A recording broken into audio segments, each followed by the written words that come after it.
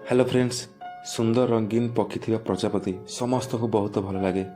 छोट पिला ठारू बड़ माने पर्यंत समस्ते यही सुंदर प्रजापति को भल पाती। आमे जितेबाला एक सुंदर प्रजापति को देखू ताकू छुईबा को इच्छा हुए। बंधु माने प्रजापति तो सुंदर लगे कारण यार रंग बेरंग पक्षी और मनमोहक रूप देखि आमे समस्ते यार दीवाना हो जाऊ। किंतु आपण जानिछंती कि यही सुंदर प्रजापतिर जन्म किपरि हुए? जदि जानि नाहांती तेबे एई वीडियो को शेष पर्यंत निश्चय देखंतु एवं जदि आपण आम चैनल नुआ अटंती तेबे चैनल को सब्सक्राइब करी बेल आइकन को मध्य दबाई दियंतु। तेबे बंधु माने सबुठारु प्रथमे प्रजापति गछर पत्र उपरे अंडा देइथाय। एही अंडा विभिन्न रंगर होई पारे। अंडा देवा परे धीरे धीरे यार रंग बदलिबा आरंभ करे। यार अर्थ हेउछि अंडा भितर लार्भा तैयारी हेबा आरंभ हो जाइछि। एही समय अंडा भितर हालुका हलचल मध्य देखिया मिले।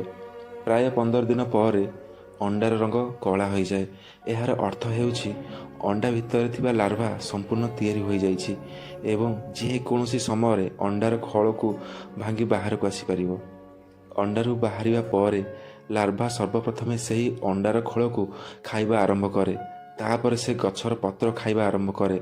पत्र खाई खाई ए लार्भा 10 रु 12 दिन मध्य प्राय 3 सेंटीमीटर लंबा हो जाए। यही समय से साप परी बारंबार निजर चर्म बदलाई थाए। आपण को कही रखुछि यही प्रक्रिया रे लार्भा प्राय 4 रु 5 थर निजर चर्म बदलाए। संपूर्ण 20 रु 25 दिन पर यही लार्भा पूरा विकसित होई 5 रु 6 सेंटीमीटर पर्यंत लंबा हो जाए। आपण जानी आश्चर्य हेबे जे चर्म बदलिया सहित यार रंग और रूप मध्य बदली जाए। संपूर्ण विकसित होगा पर यह लार्भा पत्र खाइबा बंद कर दिए एवं निजको प्रजापति परिणत करने फ्यूपा बा कोकुन तैयारी करने आरंभ करे। आपण को कही रखुछि प्रजापतिर जन्मर सबुठारु रोमांचकर पर्याय एठारु आरंभ हुए। प्यूपा तैयारी करने लार्भा सर्वप्रथमे निज लाड़ू एक चिपचिपा पदार्थ तैयारी करे। तापर से निज शरीर पछ अंश को सही चिपचिपा पदार्थ सहित जोड़ी दे थाए। यह पर से पुणी निजर लाड़ साहाय्य निज शरीर चारिपाखरे एक सुरक्षित आवरण तैयारी करे, जहा फल प्यूपा तैयारी हेबा पर से तलकू पड़ी न जाए। यही आवरण तैयारी हेबा पर लार्भा प्यूपारे परिणत हेबा आरंभ करे।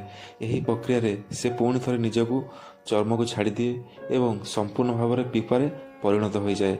प्राय 1 मास पर यही प्यूपा धीरे धीरे स्वच्छ होगा लगे। यार भितर आम प्रजापतिर आकृति स्पष्ट भाव देखिपारू।